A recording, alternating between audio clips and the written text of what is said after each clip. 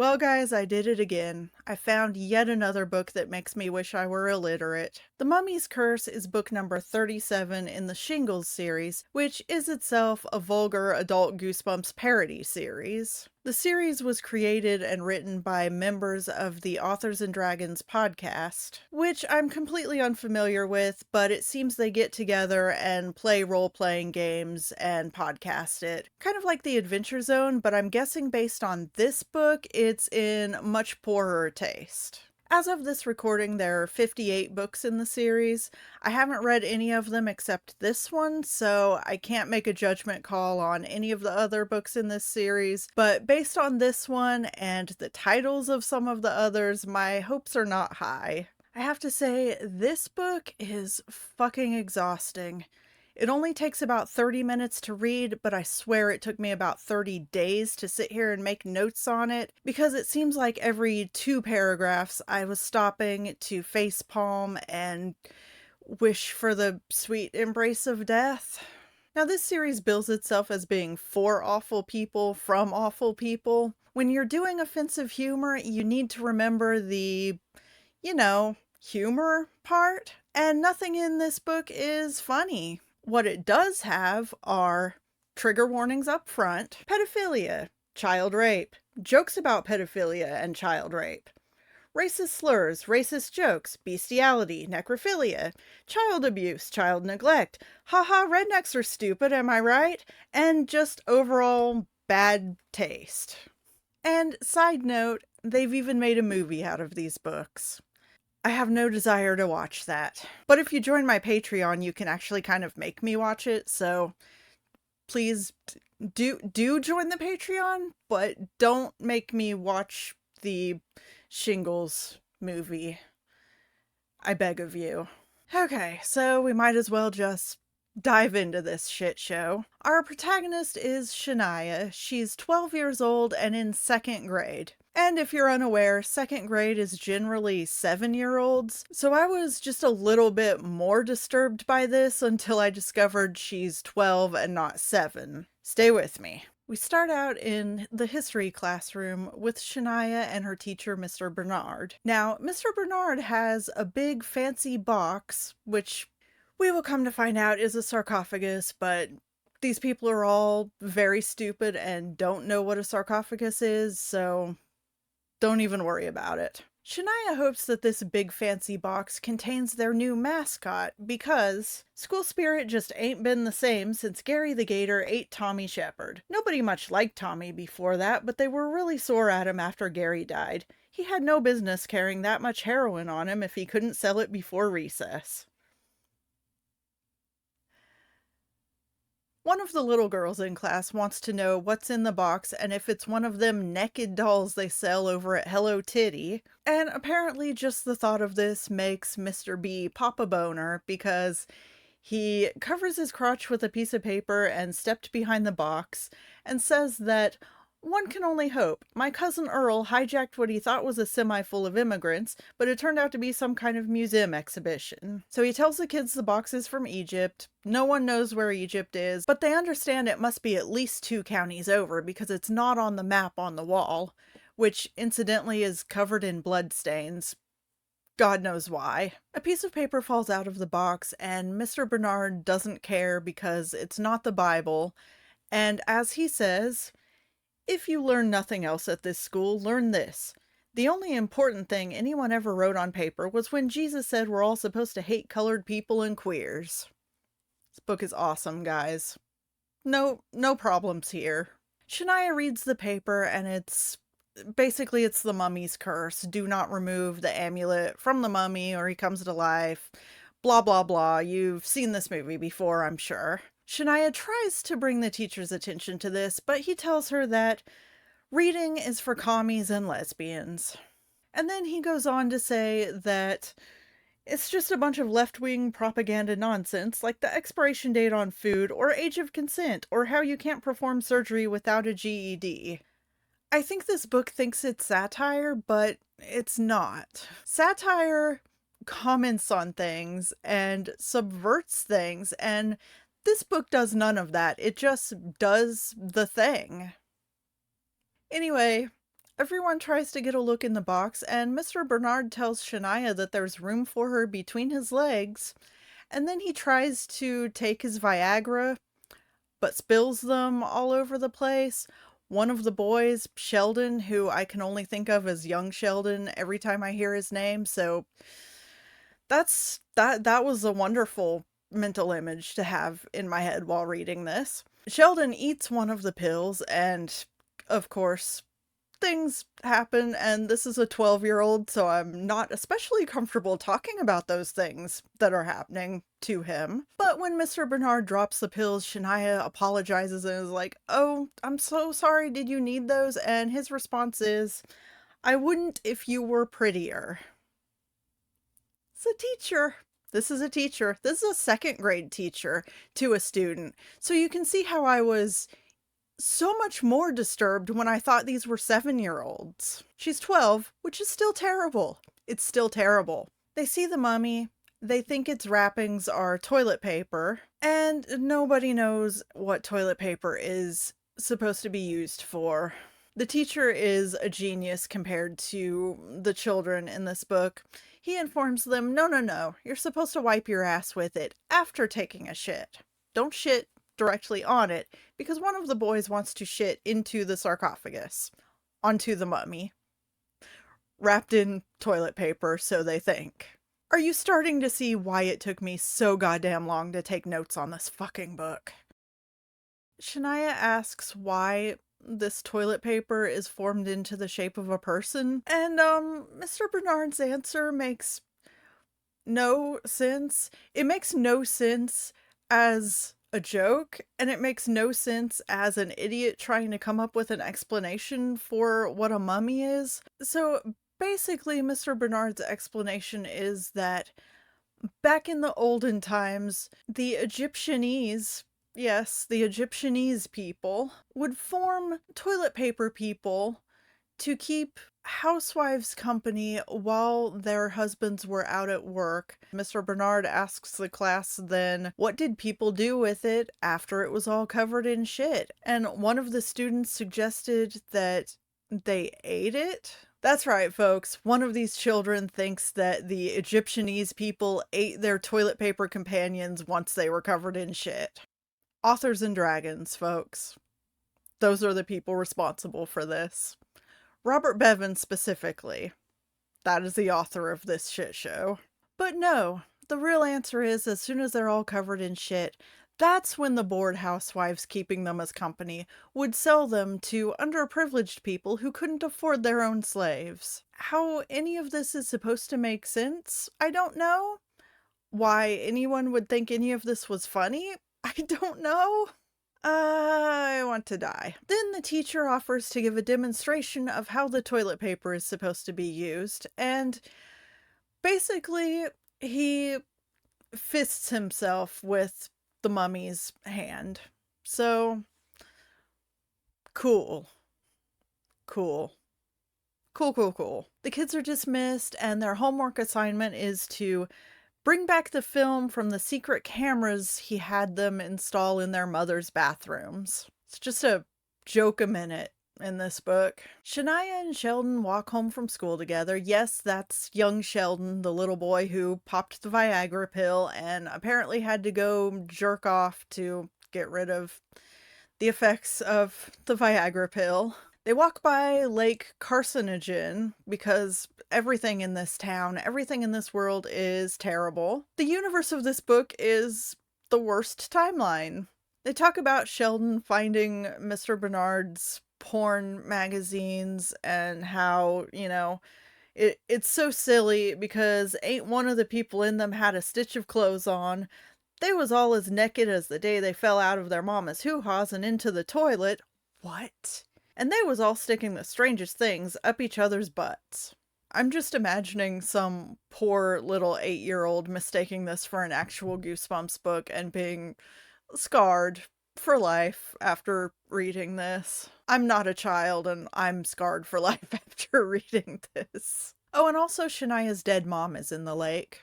The story is she accidentally drowned while being locked in the trunk of a car that was shoved into the lake, and they dragged the car out for scrap metal, but to save on burial costs, Shania's dad just tossed her right back in the lake. Because this world is terrible. Sheldon likes Shania. He, gets a strange feeling in his wiener when he's walking home with her, even when he doesn't eat Mr. Bernard's pills. They reference the monthly pig fucking contests, which I naively assumed was watching pigs fuck each other, but no, no, it's no, it's not. Someone from the school's career day told Shania that she ought to think about whoring as a career, but her dad says she's not pretty enough. Okay, so this grown-ass adult male author thinks it's funny to make little girl characters want to be strippers and whores when they grow up. Shania gets home and big shock, her dad is a stupid redneck who's emotionally abusive and neglectful and calls her stupid and wants to know where his crack and his porn is because she forgot to pick it up for him on her way home. Because remember, folks, all rednecks are stupid and live in trailers and are abusive and smoke crack and meth. Although to be perfectly fair here, he only smokes crack to help his glaucoma. Shania goes back to the school to get her dad's crack out of her locker and finds the mummy there destroying the school. He's alive now because the amulet that kept him dead has been taken away from him, so now he's alive or something. He wants to find the amulet so that he can die again, and honestly, he is the most relatable character here. Because I also would want to fucking die if I were trapped in this book. Oh, also, throughout all of this, keep in mind, the mummy's arm is covered in shit. Just keep that in your head. The mummy's name is Methusephus, so Shania can't say that. To be fair, neither the fuck can I. Methusephus? So she decides to just call him Meth. So when I'm talking about meth, it's going to be a toss-up whether I'm talking about the mummy or the drug. Hopefully context will help. So Meth wants his amulet back so he can die and not have to deal with these fucking characters anymore. Hashtag relatable. And Shania tells him that Mr. Bernard probably took it to the pawn shop. So Meth demands that Shania take him to Mr. Bernard and the pawn shop and his amulet and all that. But she, of course, has to get her dad's crack out of her locker first and stop by whichever fucking porn shop it was to get her dad's porn mag. Meth agrees to let Shania get the crack first before she leads him to wherever the fuck Mr. Bernard happens to be at this point in time. And she tells him that he can't go outside looking like that with the shit-covered arm. Remember, never forget, the shit-covered arm. Because you can't go out looking like that. If a cop sees your arm, they might mistake you for a colored person and shoot you. Oh my god, this fucking book. Then she tells him, don't worry, I'm pretty sure Mr. Bernard keeps a trench coat and hat in his desk for when he goes to the park after school to show kids his wiener. We're just doing the thing. Okay. Shania gets the crack. Meth, the mummy, is very impatient, and I just have written in my notes here, Meth does not care for your mortal life. Because the whole time he's just threatening to kill Shania and just over the top, and honestly, he's the only character you can root for here. They head to Hello Titty so that Shania can pick up the latest edition of Hustle Whore for her dad. Because I guess they just sell porn to 12-year-olds here. This is the worst timeline. And a sex worker solicits Meth, but when she sees his brown hand, my notes just say racism abounds. Crystal frowned at his brown hand. Oh, I didn't know you was colored. Try me again at around 4 in the morning after a few Johns get me nice and liquored up. How do I set a digital book on fire? The clerk at the store is a black woman named Vonda. Of course, they never say black. It's just other terms all the way through the book. And she says that she's not really supposed to sell porn to 12-year-olds, but I suppose there ain't nothing wrong with selling pornography to a minor, so long as she's in the company of a mysterious adult man in a trench coat. A couple of punks come into the store. They start trying to push Meth around. He's not paying attention to them, so they ask if he's deaf or just a retard. This book was published in 2020, by the way. They want to know what's wrong with him, if he has AIDS or something, but no, it's just the toilet paper he's wrapped in.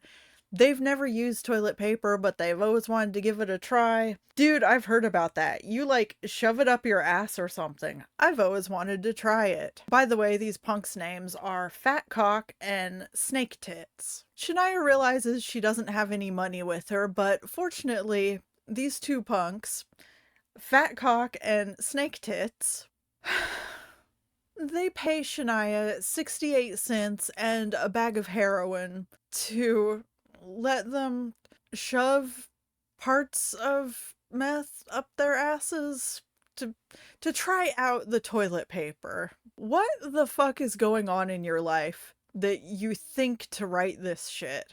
Right, so Vonda finds out that Shania has crack, and Shania tells her, no, it's for my dad's glaucoma, and then the punks want to know if you can catch glaucoma from shoving someone's arm up your ass, and Vonda just laughs and says, no, that's just what they tell the kids to keep them from growing up queer. What?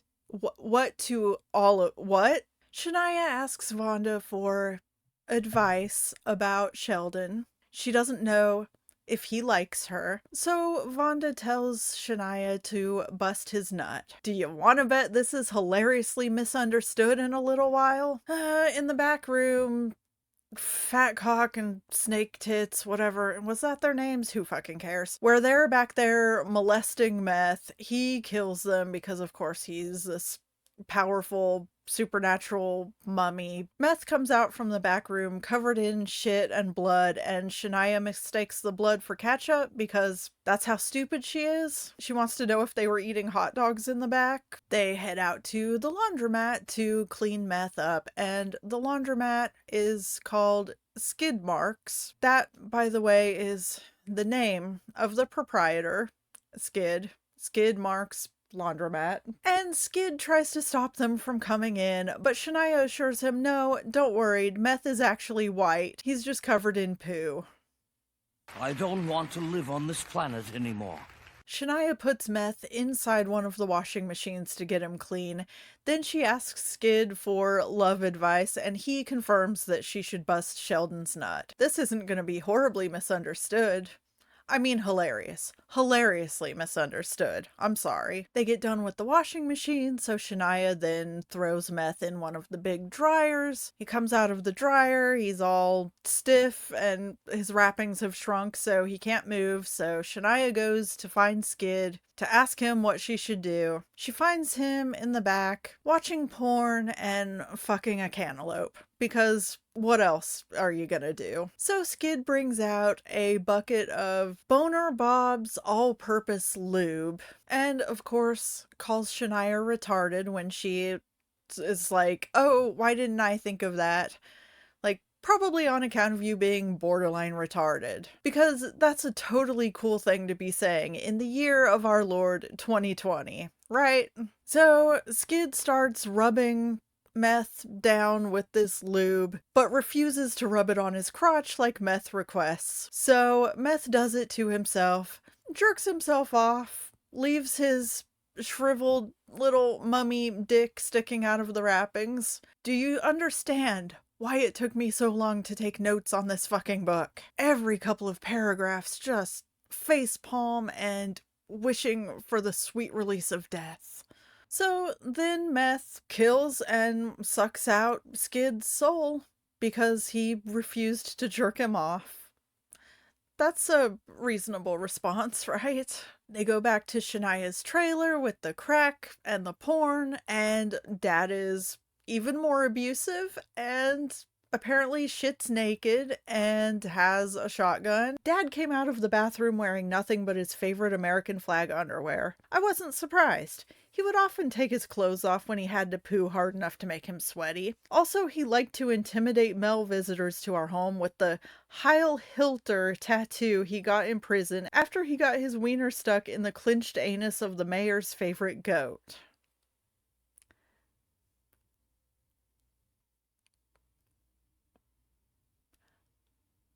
I don't know where to start with that. He takes his crack, he shoots meth with the shotgun, he goes like flying out the window or something. Oh, yeah, but before Dad shot meth, he wants to know who he is and he asks, "Is you fucking my daughter? How much are you paying her? I know she ain't much to look at, but seeing as how she's only 10 years old, I reckon that ought to cost you at least 20 bucks. And then Shania corrects him and says she's 12. We're like 43% of the way through this book, and this might be the first time we understand how old she is. Here I am thinking she's, second grade, she's 7 years old, and being way more horrified.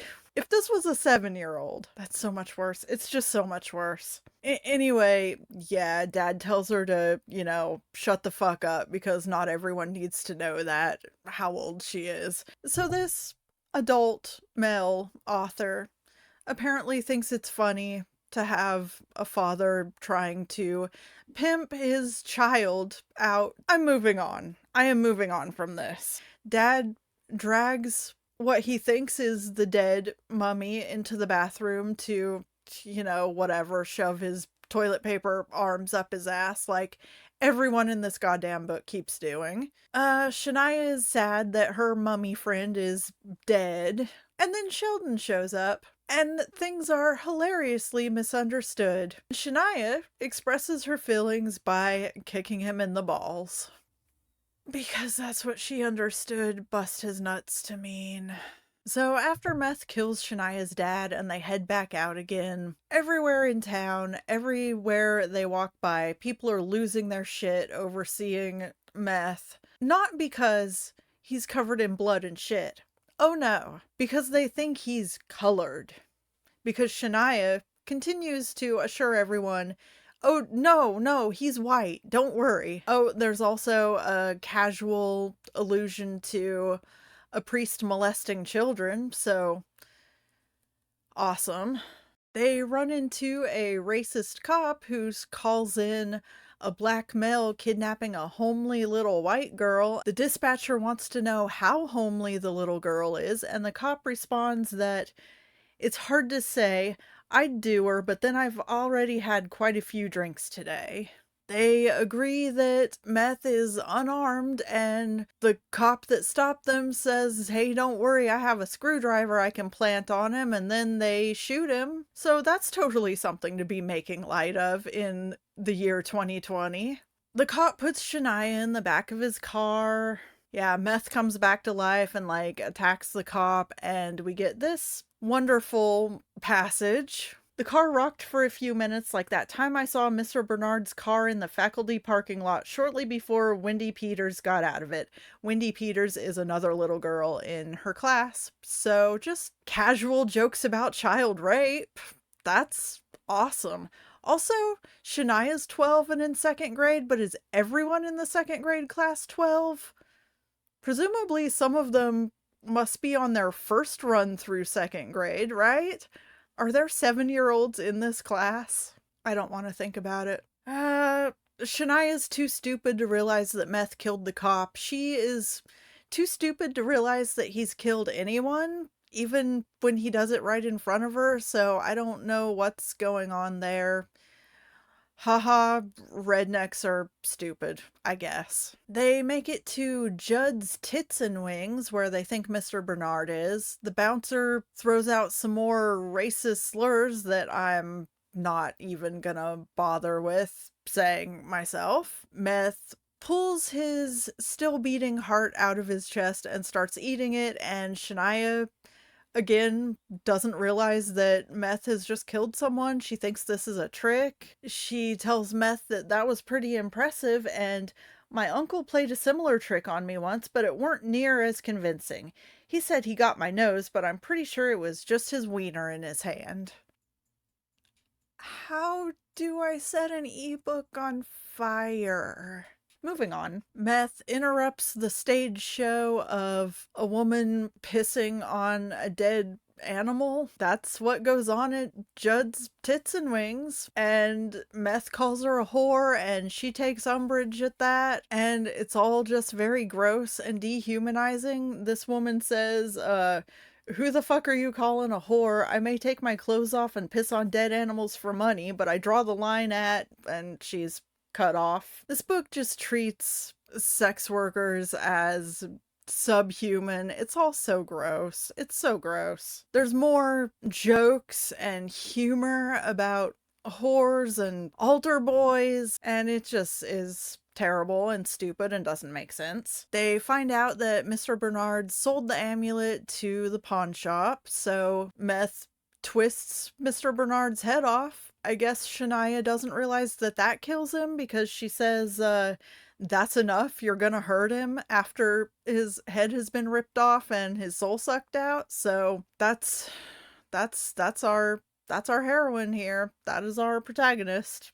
Stupid little girl because haha, redneck stupid funny. Shania goes outside to wait while Meth kills everyone in the strip club, and she's still too stupid to know it. She thinks that they're cheering for him, and I don't know. She thinks all the screaming is adulation or something. They go to the pawn shop, which is next door to Hello Titty. God, the names of these places. So Shania goes into Hello Titty while Meth goes to look for his amulet at the pawn shop, and there's this super racist old lady in there who used to do race play with her husband in blackface, and now she's just looking for a massively powerful jackhammering vibrator because it's the only thing that can satisfy her since her husband died. And Shania is starving, so Vonda gives her some 4 years expired edible underwear,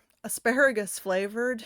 But Shania really wants to talk to Vonda about how busting Sheldon's nut didn't make him like her. Of course, more hilarious misunderstandings abound. Vonda then suggests that he must be queer if he didn't like getting his nut busted by Shania, because of course Shania doesn't tell her that she just kicked him in the balls. So Vonda tells Shania that it's not her fault. Some folks are just queer, and that ain't something you can fix overnight. It takes years of prayer, self-loathing, and conversion therapy. So she gives Shania a book to read because if you want to save your friend from eternal damnation, my advice is to start shaming him as soon as possible. So she gives Shania 1001 Gay Slurs and Insults. And Vonda tells her, yeah, they worked on my cousin Quentin. I don't need it no more since Quentin jumped off a bridge. Pride Month was last month. Happy Pride. Don't read this book. Meth comes back into the store after finding out from the pawn shop that his amulet was sold to Fishy Freddy of Fishy Freddy's Fresh Fish and Titty Mags Emporium. The names of these people and these places can die. The racist old lady is still there. She sees Meth covered in shit, mistakes him not only for a black man, but mistakes him for her dead husband in blackface. And we find out she killed her husband for insurance money, which was enough to get her a dinner at Applebee's with dessert. And then we also find out that she and her husband were siblings. She says to Meth, come back to me, George. Think back on our childhood. Remember how passionately we used to make love whenever mother and father would go to their clan meetings. This book is so funny, guys. I'm laughing on the inside because it's so funny. So, Meth sucks her soul, and because it looks like a kiss, Shania thinks it's so romantic and is just continues to be stupid about him killing everyone he runs across. She hopes that Sheldon will kiss her like that one day, and Vonda says that after she gets him right with the Lord, he will.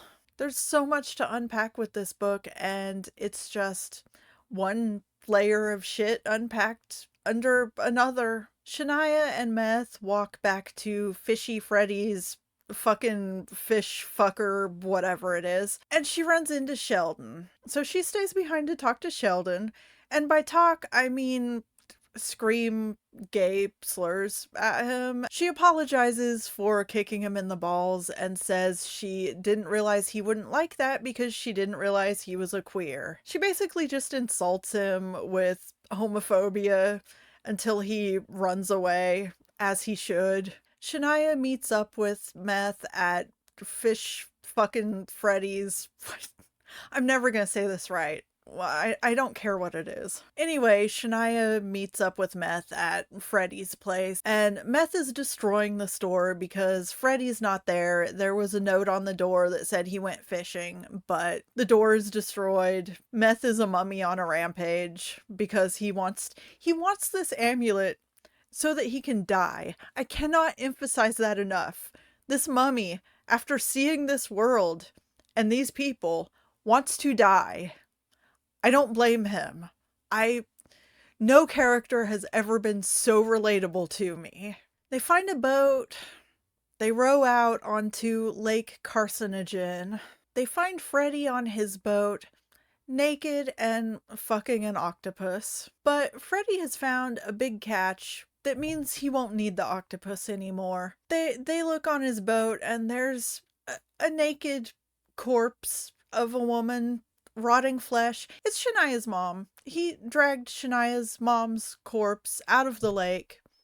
He's gonna fuck the corpse. Yeah, he's gonna fuck that corpse.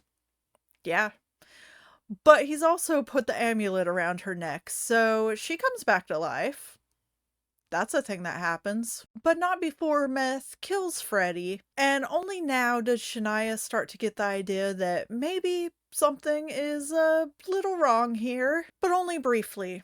Only briefly does she get a glimmer of unease, because then Mom comes back to life. Meth calls Shania retarded again, because that's something we needed. And then there are a bunch of jokes about Mom selling Shania for crack. Meth tries to get his amulet back, but Mom rips his arm off and shoves it up her ass. Because, of course she does. Everyone else in this book has, so why not her too? Shania suggests that they find some crack to try to trade that for the amulet, because again, Mom loves her crack. So they row back to shore, but unbeknownst to them, Mom has walked her rotting, reanimated corpse along the bottom of the lake and meets them at shore. And she rips Meth's other arm off and shoves it also up her ass.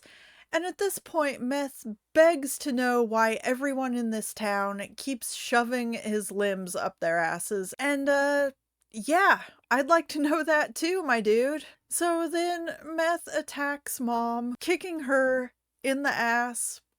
And she also just absorbs him, the rest of him, into her ass. Yeah, it's hilarious, guys. It's so funny. It's so funny. A reanimated, rotting corpse sucking a mummy into her ass. It's just the height of hilarity. This is comedy. This is comedy. Okay, so as Mom is sucking all of Meth into her ass, that's a sentence I never thought I would say. All of the souls of the people that Meth killed are also being absorbed by Mom's ass and, like, healing her rotting corpse. So she is no longer rotting. She's just healing and looking like a naked, she's naked. She is naked. Just a naked, reanimated corpse woman. For some reason, Mom decides that she is the true ruler of Egypt and she's going to return there to take her throne. Good luck with that. That'll work, I'm sure. Shania wants to know if she can go with her, but Mom tells her no, for there are many men there and she wishes to get her slut on. Okay. Okay. This book is only like 80 something pages long, but it just goes on so much longer than it should. So much longer than it should. Mom knows about Shania's troubles with Sheldon, and Shania says to her, I tried kicking him in the nuts and harassing him about being queer, but it only seems to drive him away. Oh, really? Yeah, imagine that. Well, I'm out of ideas. So the one part of meth that didn't get sucked into Mom's ass was his little shriveled black dick that just is on the ground for some reason. And Mom tells Shania, if it is dick he craves, then it is dick you must give him. So she takes Meth's shriveled little dick and ties it to Shania's chin with a shoelace. I was wondering about the cover of this book because it doesn't make a lot of sense. This is the scene. She dresses Shania up in like this ancient pharaoh toilet cosplay. She took a pinch of the black dust that used to be Meth's body from the sand and smeared it under my eyes. Then she picked up a discarded toilet seat from a nearby pile of garbage and put it on my head so that it framed my face. Finally, she took the shoelace off the boot of a dead hobo and tied Meth's appendage to my head so that it jutted out from my chin. You are the daughter of the pharaoh. Go forth with pride, and men shall rain their seed down upon you wherever you go. So if you have also been looking at the cover of this book and trying to figure out what the fuck it's depicting, it's this scene. It's the daughter of the pharaoh with the toilet seat and the dick just tied to her chin. Do I sense a new Party City Halloween costume coming on? So Shania finds Sheldon. They actually talk kind of about how much they like each other, but Sheldon is all about like, oh, Shania, you make my wiener feel funny. And Shania keeps talking to him in like these accidental innuendos, and he's like popping this little baby boner, and he jizzes in his pants. He jizzes in his pants and runs away, basically. Because Shania is saying things to him like, it's been so hard with you slipping through my hands again and again. I felt like you was giving me the shaft. You should have heard me moaning. What? But now I'm bursting with joy. And that's when Sheldon can't take it anymore, runs away, the implication being that he is jizzing his pants. And Shania doesn't understand any of this. She ends this book thinking that, Miss Vonda was right. This conversion therapy was going to take some time, but I felt like we made some real progress today. Clearly Sheldon didn't want to be queer. Someday I'd set him right with the Lord. The end.